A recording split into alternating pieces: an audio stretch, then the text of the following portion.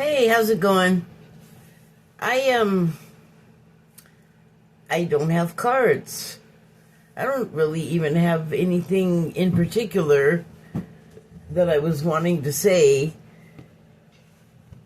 Although I did. I guess I did. I mean, it's not like I'll just talk about it. So I've been feeling like something is happening, is impending. I know I say that a lot, and it's kind of silly because it's not like anything paranormal or anything. Something always is, but there's a different quality to it if you can sense it a lot of times. Why does it look like it's smoky or foggy in here? I don't know. It's not. Anyway, sometimes you can feel like anxious, like I feel like something bad might be about to happen. Although it might not be as specific as that. Usually what I feel is sort of a general unease. This usually, and that's only been in like the past 5 or so years. It didn't just feel like that for nothing. Sometimes, like if there was like it felt pretty bad during the Vietnam War, I can tell you that. Or the Iraq War, that didn't feel great. Or, hey, Afghanistan, didn't feel great, right? So that's what I mean. But what I'm feeling now is not terrible, which is nice. It's a little anticipatory. It's a little bit cautiously optimistic, because I feel like I definitely have been having dreams that I don't remember, but I remember when I wake up that I have dreamed, that I have dreamt. I'll have flashes of things that I assume are part of a dream. And I can usually tell. I mean, it could be a flash of something else, but I don't ask me how I can define the difference between those things. I can't. Excuse me, I have an itch. So, anyway, I've been exchanging videos with my friend, and how to phrase it, because what I was going to say is we're into conspiracy theories. I wouldn't exactly characterize myself that way, in the sense that I'm not immediately repelled by the words conspiracy theory, because my instinct is, oh, really? Well, what's that all about? Not like, it's wrong, they're crazy, immediately. Like, what's it all about? That's what I want to know. Because a lot of times the theories start becoming reality, or actual, and it's not theoretical anymore. It's something that is real and is happening or has happened. So in that sense, yeah, I'm very much so interested in them. I think my friend is more into that particular interest. It is one of many that I have, but it's not unconnected, and it's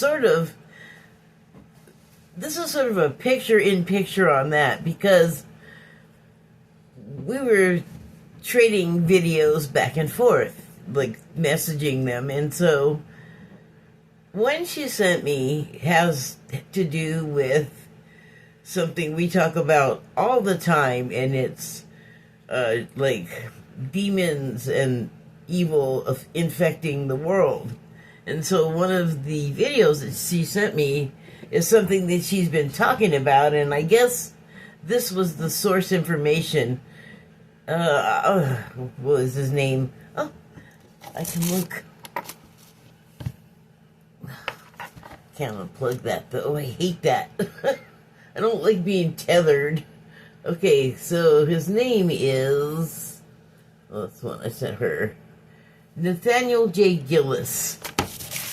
And he describes himself as an experiencer, and I guess has some sort of plus third encounter with ET beings or something. And so he was talking about how he feels like technology is the way that, like, what we just sort of umbrella call demons are getting in to the world and into us. And I think that's funny because they've been able to do it without the benefit of technology for a long time. But my thing about them is that they're not like whatever sort of cartoon imagery or even like movie makeup, FX imagery that we have about them, unless that's what is the imagery in our heads. Because I think that they have the ability, like most beings not of this world, they have the ability to communicate telepathically. And so for whatever reason, we have like gates on our ability to send and receive that type of thing. But they have no problem just jumping you basically, and just reading your file. Excuse me. So they know exactly how to just find what scares you and just like cater to that. Like they'll go, and like that's the diagram, and they can just go nuts from there, right? So hold on.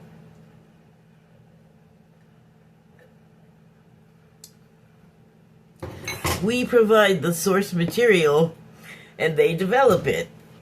And then it turns into, well, I don't know, have you seen a scary movie, or like The Exorcist, or like what is the couple, Ed and Lorraine,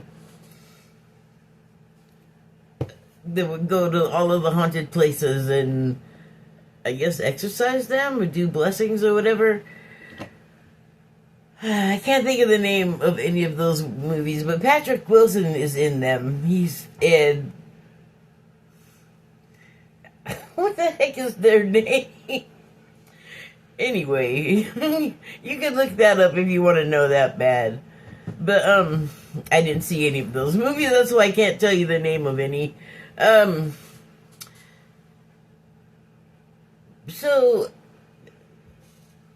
But anyway, like, they do, like, have a way of manifesting, and a lot of times it's through possession. Another thing of mine that I haven't really introduced to that part of the conversation with my friend is that whole, like, birth plan thing. Part of your birth plan is to have all kinds of like interactions, and that can be one with the entity that will, for the purposes of what it's doing here in our dimension and the conversation, we'll just continue to refer to it as a demon.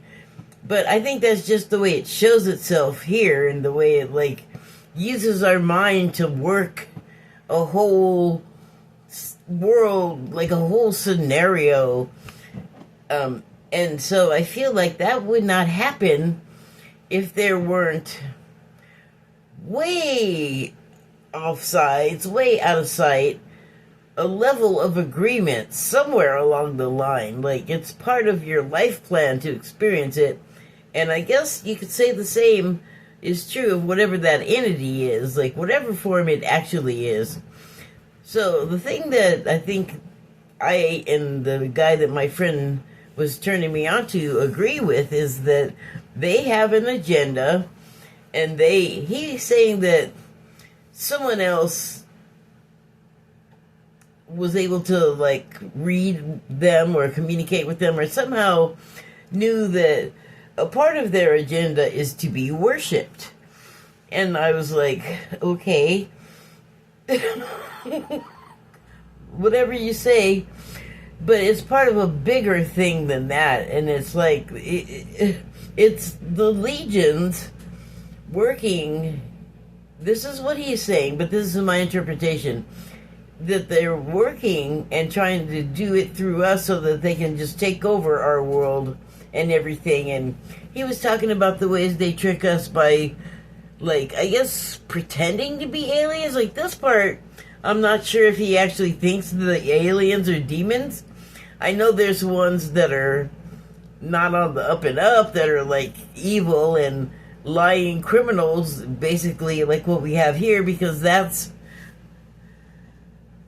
the element that they're aligning with. Although what they were talking about in this particular video was the military, but probably a decade ago I started to learn that there are factions within the military, and the military doesn't tell each other what the other hand is doing, so to speak. There's a lot of competition, and it's really human and stupid, and so... And also, they like to hold back a lot of, like, all of what they're doing from the public. So there's a lot of secrecy, and it's, you know, if you're into this kind of thing, you know our side of it, but we don't really have the clearest idea of what's going on their side of things. But what I do believe is that, like, we have factions in our service members, our military, whatever. I don't know if we're dealing with the equivalent of whatever those entities are. Like, I have a very, very shallow sense of them. I haven't, like, tried to investigate at all. That seems foolish. I don't want to open myself up to them, so to speak, for obvious reasons, because, well, I mean, I don't feel like I had that agreement with them, because they had a chance. They did not get me. So anyway, like, I don't think it was meant to be, though, either. But, so he was like, yeah, they want to, like, take over us and take over our world, but they can't, like, make anything. They can't manifest things. They can't birth things. They can't create material out of nothing. Like, presumably we can, once we go through all the steps of, like, oh, I can do that, and learning how to do that, and then putting to do that into practice, and until, like, you're good enough to, hi, have a loaf of bread, or however that works, you know, like it's magical until you know, I guess, the mechanics of it, but maybe it is just also still magical. Anyway,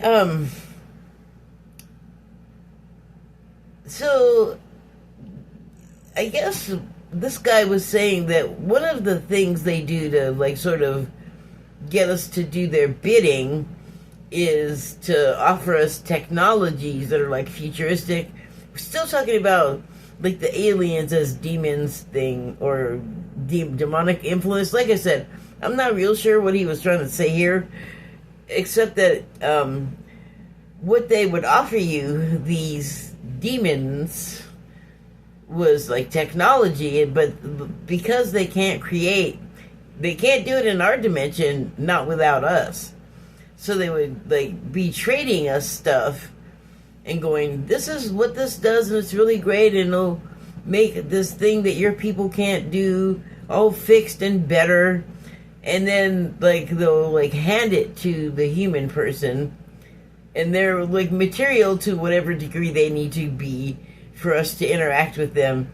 And then they'll, this is what the guy was saying, they'll hand the human this piece of technology, and then they can hold it for, like, a few, like, 10 seconds maybe, and then it just starts to, like, it disintegrates or it dissolves, it just is not there anymore. And I think, the guy didn't say this, but I think it is because, two things, because A, they don't have a soul. Like, that's probably the main thing that makes them unable to create. But the other thing is like they're trying to like bring stuff through, like hand us a piece of their dimension, and it's like it can't do it here because it doesn't have the same dimensional elements as the dimension it came from. I'm just theorizing on that. But I do agree that they have an agenda and that they want to take over, because I think that if from this guy's point of view, if they're demons, then they're evil, and we don't want it to take us over, because the demons come from the devil, and there's a whole mythology or history, whatever, if it's real, that goes along with all of this. And it's, I guess, is liturgical the word? Hold on, let me look that up. I know it's like religious lingo or, storytelling that is the case with the demons. They are like minions of the devil. Hold on, make sure I got this word right. I'm just trying to say it's like part of like the religious vernacular. Oh, there's that one. Relating to anything from coordinate. Oh, okay, so I was right. So liturgical refers to anything relating to the formal public and communal worship or rituals of a religious group. Part of that is the whole demonology, and they're in the Bible and they're talking to the biblical figures, and bargains are being made so that we understand what the bargain is and why we shouldn't do it, or if we do it, we shouldn't do, who we should and should not do it with. Ooh, that was a tongue tangle. So anyway, I feel like there's definitely a Luciferian agenda, and because, like, so out of the Bible, because people can be so easily tempted, I guess you could say, that if something, even something from somewhere else that just is not from here, I don't know if they know what they're talking to. I don't know if they know what they're making a deal with, but in the Bible, it's like you get what you want, but not forever. Eventually, you're gonna have to give it up, and your soul, you've already sold your soul. So I don't know, like, what they're just gonna be all reneging on the deal and taking you to hell anyway to suffer.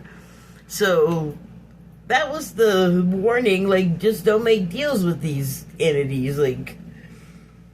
It could look like anybody or anything. Well, let's just stick with it. It could look like anybody. But people do find themselves all of a sudden speaking to something that just appeared out of the air, and you're just like, I did not take mushrooms today. What is happening? I've taken mushrooms and nothing like that has ever happened. But anyway, just as an example to explain how strange that is, that all of a sudden there is a person that you can kind of see through, maybe, talking to you, and they're sitting in your beanbag, looking at you, like, it's just a weird thing. And, it could be an angel as easily as it could be a demon, because it, I think, depends on our state of mind, like, are we ripe for the picking? Because I think that attracts a certain element. It does with humanity. They don't seem to be that different, or at least they seem to have a pretty good idea of how we work, these beings. And so, I think they're very manipulative, and even to the degree that aliens are maybe involved with them, or involved and also being used by them. Just, they don't have good intent for humanity. Everything and everybody wants this world. Even beings native to the planet have their eyes on the grass is greener in somebody else's country and they want it. It's like, you got your own country. Stay over there, you greedy country glutton.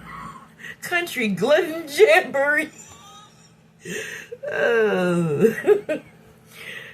So yeah, I think me and my friend's guy that she introduced me to are more or less in agreement about what's happening. And he was saying it was like a battle for good and evil. And I've heard a lot of people say, well, no, it's not that. It's a different kind of battle. But you might as well call black and white, like, good and evil, or cheese and chocolate. Like, it don't matter what you name it. If it's evil, it's evil. And if you don't believe that it's real, then that's sad, because the reason why we're so easy to get is because we're, like, also biblical. The devil got us to believe there's not a devil. So we can laugh. They make us laugh. It's in everything. It's as much in everything as, like, oxygen. And in my last video, I was talking about stuff that's, like, right next to you. You just don't see it because you're not perceiving it, because for whatever reason, you can't. I can't, but I have the idea, like, I have the understanding that they're there. I may not be able to feel anything. Like, right now, one side of me is really hot. There's no reason for that in particular that is visible. There might be something there emanating, perhaps anger at what I'm saying, that is not visible to me. But the idea that there could be something there, I'm 100%, I'm there. That's about all you need to start. But there are so many things that happen that we just go, oh, that was a coincidence, or we'll just write it off, or I can't believe so-and-so would do that, and that would never happen. We better start thinking about, maybe, yeah, it could. Like, maybe all of the just coincidences were something else. Or I can't believe everybody hasn't seen something really weird in their life for the briefest moment, even, that they cannot explain. There has got to have been some inconsistency, like some glitch in the normal that you noticed, because I feel like that's the beginning. That's a crack. That's an opening to that disbelief layer where you just think you know everything, and you think you know what's going on, and it's like, you can sit there and say you don't believe in ghosts all you want, but a whole bunch of people, me included, will tell you I beg to differ.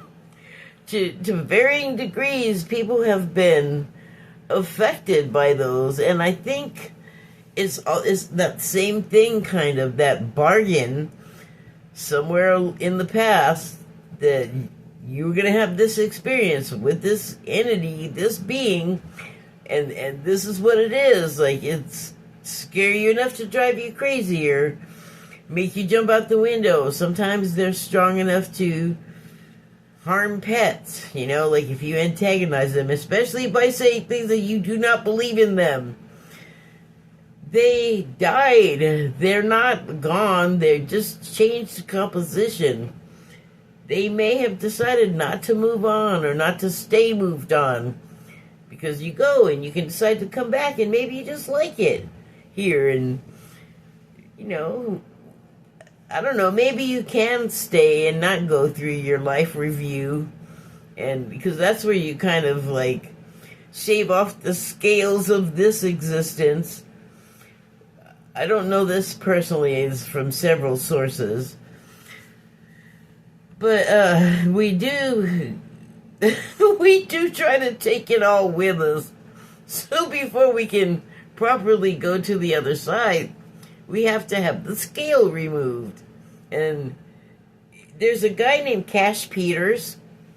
He has a YouTube channel, and that's basically, unless he's changed a lot in the past year or two that I haven't been watching him, he talks about that right after you die experience of like making your way to the other side or to the light. And it's all, ow! He talks about like that experience where he can go and like, I guess, request with that person, that deceased person's soul, can we revisit this experience of yours? Because I don't think he just does it without asking permission. I know I just saw somebody today that said that they don't contact souls without asking their permission first. And I see lots of people just say it and do it. Like, if you, like, they'll say, I'm going to reach out to so-and-so, and then, like, that's it. Like, that's all you see them do. I don't know if there's more prep to it before that. I don't know. Some people you hear say that they ask permission. Some people you never hear them say it. So I guess the protocol is, like, subjective for that. I don't know. I've done it a couple of times. I didn't even think about it. I just asked for, I guess I did ask for audience, just asked if they would, be in contact with me. So I guess that's asking. Anyway, why did I start talking about that?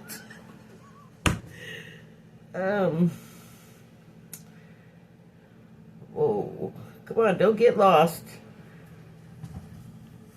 Well, anyway, I know I was talking about the agenda, and so it's not a surprise, though, that this too is something that can be found in the Bible when it talks about the, I don't know, like, the breakup of God and Lucifer, like, whatever that was in back eternity ago is when it actually started. It's not like it started in some year that we can all recall.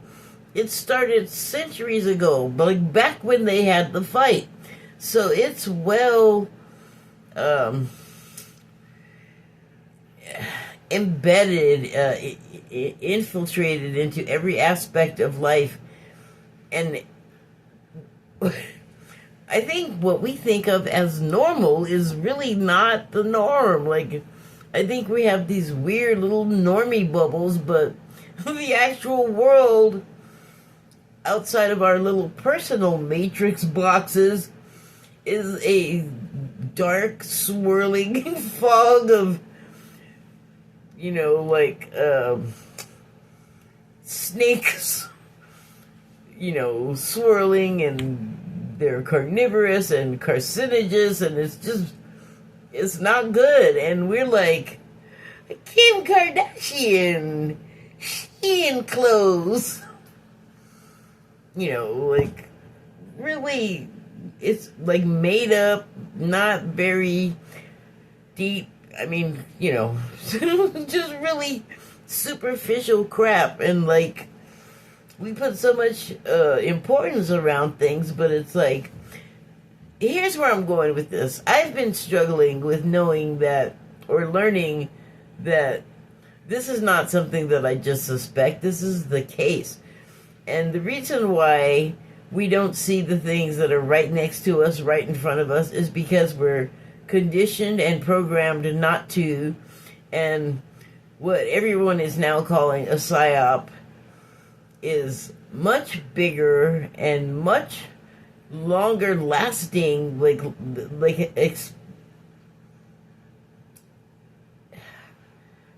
expansion of the project, like, as it's just gone over time, is years length, decades, generations, long time. Okay, so like, we're just those of us that are like waking up to this reality, like understanding that, oh my God, like, this is like all pretend. The reality is like, there's a class of people out there that expect you to like pay to exist and like go make sacrifices, like literal sacrifices in some case, like blood things and weird ritual stuff that is dark. And you know, this is what you, if you're on like social media and you'll see a post saying this is out there in the e-files, can you believe it? And everyone's still just all, I'm gonna get my hair done and my nails did, or you know, and it's like a lot of us are just all, what are you talking about? Are you high? Like, did something weird get in your water? We don't believe that something that dark and that evil, even though we have all these movies telling us all this stuff, we're just like, that's just a movie. It's not just a movie. It's also telling you a lot of things. And a lot of it's not good, and there'll be something, a saving grace. There'll be something good in there, but mainly it's not going to be that. The horror movies I'm talking about, but it's not just those. It's like the tone of everything seems to just be darkening. Not entirely. Like there's always a light at the other end of the pole, if you will. And it's actually brightening as well, but that's the thing. Now the competition, the scrimmage is really happening, the fight, whatever you want to call it, between light and dark, good and evil, chocolate and cheese, whatever you want to call it. There are people that may not know all of the, like, you know, wizard hat stuff, you know, but they're down to have money and fame and to control other people or whatever it is they want that they can't legally or morally have in this life without a lot of trouble. That's where you're gonna go. You're gonna, like, did you ever see or read The Stand? There, people are like, do you want to go to, like, Las Vegas? Or do you want to go with, like, the rest of the people that are trying to rebuild the world? Not going to spoil that for you if you haven't seen it or read it. I suggest reading it, because I think that's the better experience, especially if you read the unabridged version. It's Stephen King, and it's already going to be long. He has that reputation, but to tell that story, he needed every page, I think. But I'm a fan. I will accept a lot that other people bitch about that I just think you're wrong about him. But that's just me. But anyway, the story itself, like, he's like a Simpsons with the, like, predicting the future. So not to be dismissed, this guy. Like, if it's long, then, you know, no one said you had to read it all in one sitting. Read some, take a break. Like, where's the book gonna go? It doesn't have legs. You can come back to it. But that is what part of what all of the wake up, everybody, wake up is about. And now it's like the ETs and the Ascended Masters and everyone's going like, no, like, we really got to get people to start waking up. Like I keep saying, we're on a clock. There is a clock. You know, like a deadline. So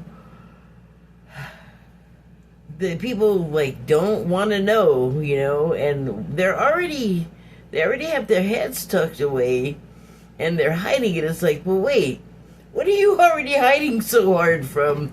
Do you already have an idea of what's out there? Are you just, like, pushing away this information because it's hard to know? You know what's worse than it being hard to know? Than the thing that's hard to know actually happening to you.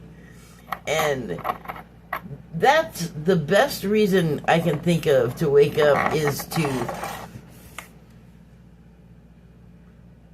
become aware of the knowledge that there's a bunch of bad stuff happening to people. And I think to some degree we can like stop it. And so we just had all of these movies recently showing like what's going on in the entertainment industry that's ugly and terrible, and people are like, you know, releasing their kids into these systems knowing what could happen to them, knowing what will happen to them. They're like giving consent. They're selling consent. They're selling the kids, basically. So the selling of the souls and the selling of the kids, that's not old. That's not like made up. There's a reason why those terms originated, okay? They came from somewhere, just like stereotypes. They come from a kernel of truth. We think there's a kernel with all this stuff, when really it's not. It's like the whole corn cob. It's way more than we're sort of allowing in, and that is to our detriment. And especially like the longer we're here not acknowledging this. I know it sounds crazy, and I know it sounds fantastic, and I know it's hard to believe, but you're just gonna have to get past that, because things are gonna start happening that you're not gonna be able to deny it, and it's not gonna be good or fun. And sometimes like it's better to acknowledge things before it's too late, when things get really hard to dislodge and undo.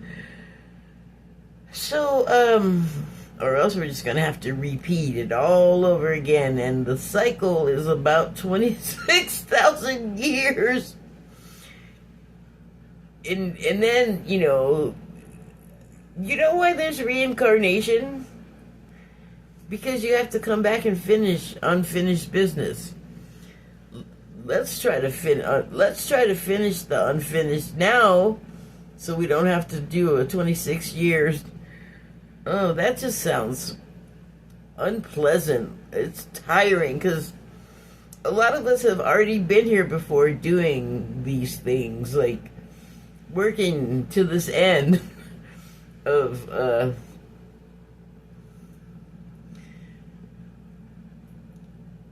winning the battle, let's call it. And to win, we have to do things that don't seem like you're even fighting. And we don't understand that these very simple ways to act are actually technology, just of a type we are completely unfamiliar with. But it's wetware. It's definitely wetware, you know? Maybe you don't know. You can find out, though. And I think find out before, it's unpleasant to learn about. Find out first. Be preemptive is what I'm saying. Be proactive. Let's beat the clock. There used to be a game show called Beat the Clock. Anyway, I don't know how to get people over to this, at least being able to be open to the idea that, it, like the e-file thing, it's so much more than molesting the children, and worse. It's so much worse. There's so much more stuff, and it's so much worse, and that's just him. Like, he's just one purveyor of perversion. There's a whole network, and people have made the decision, you know what, the other way's too hard, being honest is too hard, being moral is too hard, or whatever.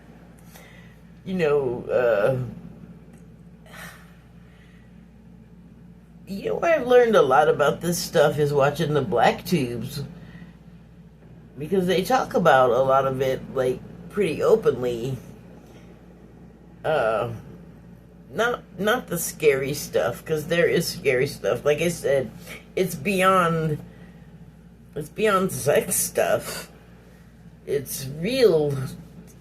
It's like beyond perversion. There's a word. What is the word? I don't. Maybe I'll think of it before I'm finished here. But suffice to say, it's worse than perversion.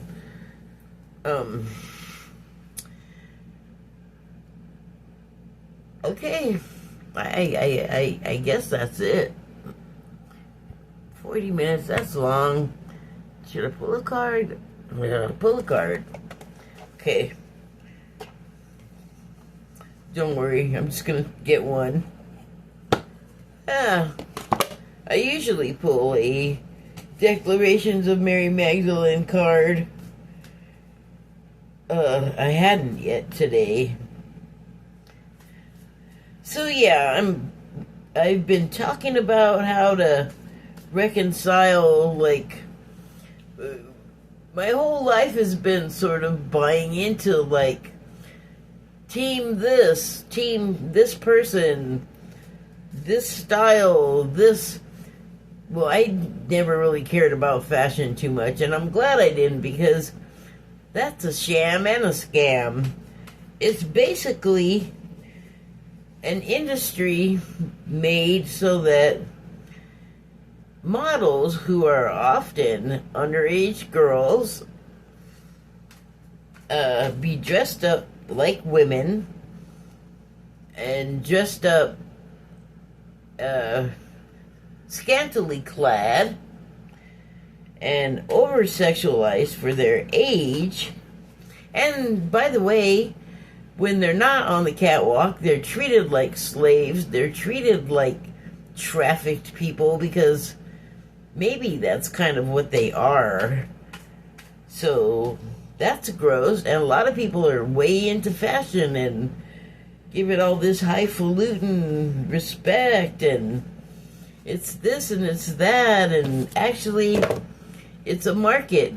It's for men to look at half-naked girls, just like beauty pageants. Yeah, beauty pageants, that's right.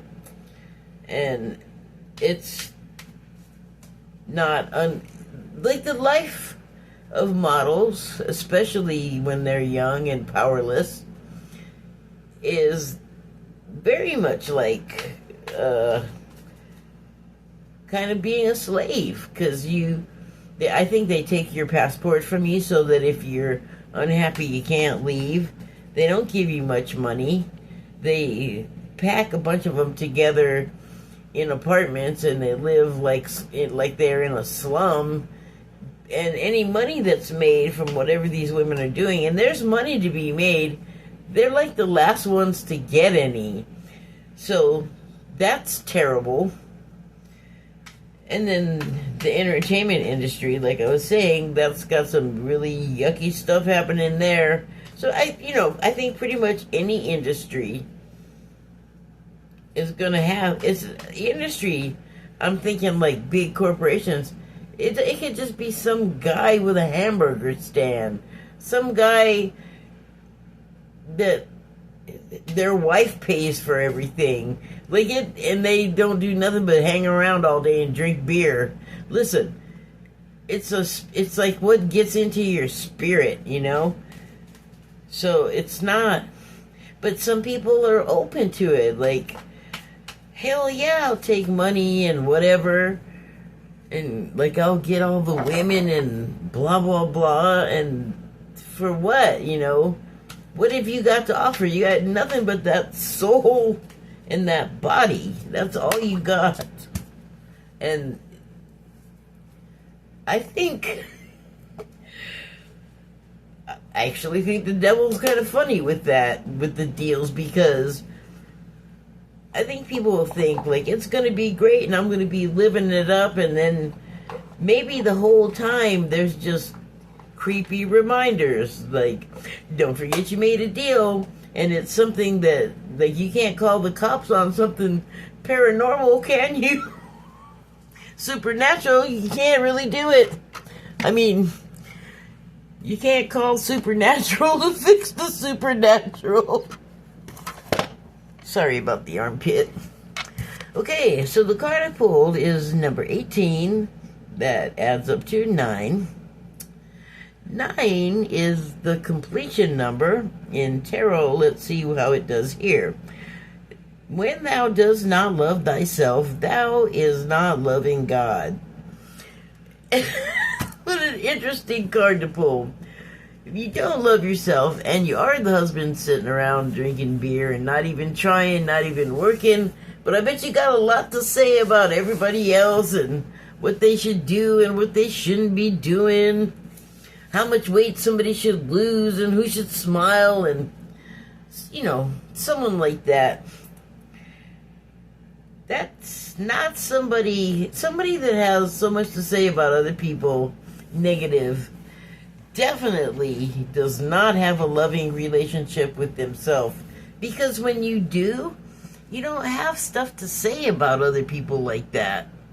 You're not spending your whole day just bragging and name calling and that.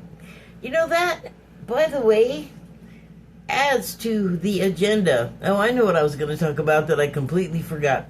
So there's a YouTube channel called Really American, and there's a host on there named Kenny Hess, and I like Kenny Hess. But I wrote to him just like spontaneously. I wrote in the comments and directed the comment to him, and I said, I like you and your show, but on your show and others, as soon as it starts to devolve into angry name calling, then I just have to shut it off. And I was like, you know, like, please don't do that. And I didn't really expect anything because they get a lot of communications, I'm sure. But he has been catching himself and saying even like, oh, I gotta watch my phrasing, and oh, I'm starting to get mad. I should, like, you know, really calm down. But I'm really mad and I want to say it. And I also said, look, I get it. I am angry about these things too. I just don't think it helps any of us if we basically do the same thing that the people we're mad at are doing. And they're always mad at the Republicans on the Really American channel. Not saying that that's wrong. I'm not saying they're wrong. But I'm just saying they have emotion and they emote it. So I wasn't, like I said, I wasn't really expecting anything, but I really do believe that we should not literally feed the beast. Like, it's the beast. The 666 beast here I'm talking about. It doesn't matter if you put it into that specific mouth. I think it has a legion of mouths, and I think it knows when it's fed, you know? I think it's a whole sensory organ. Gross. But, so,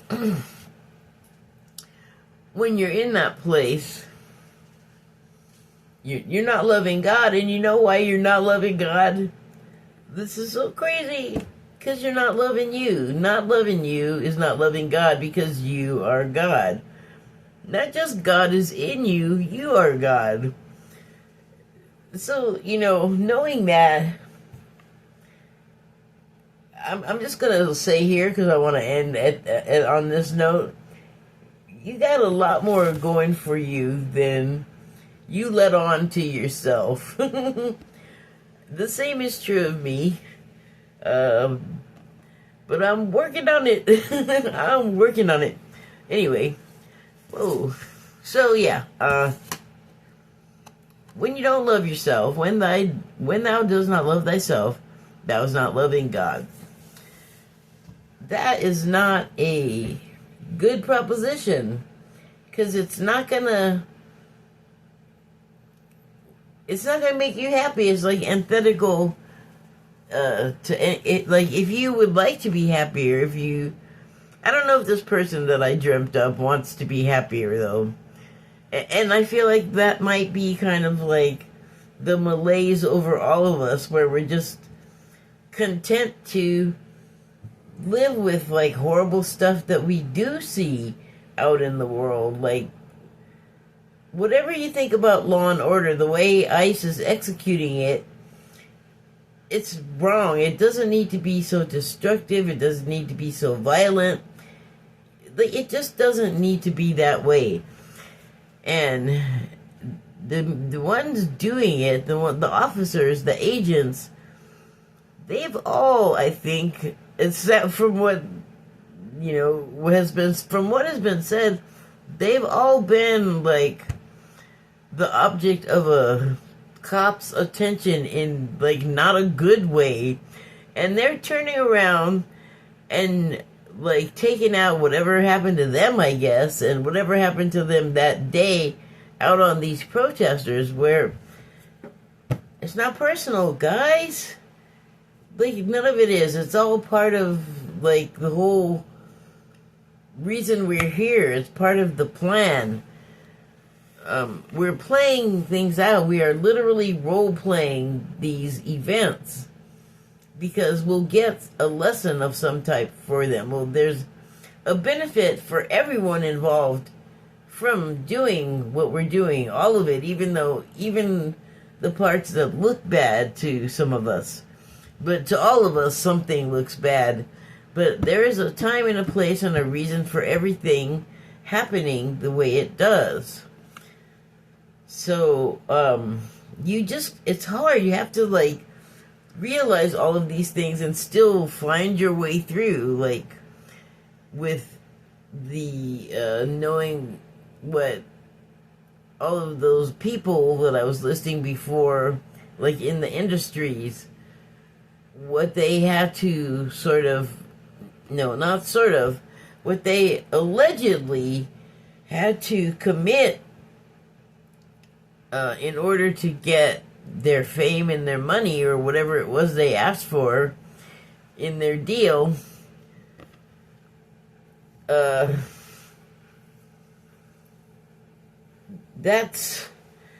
It just puts a whole new tone on things, especially if they enjoy what they're doing, because a lot of it is fear and cruelty based on somebody else, at somebody else, for their benefit, and that changes how I look at a person, how I look at a people.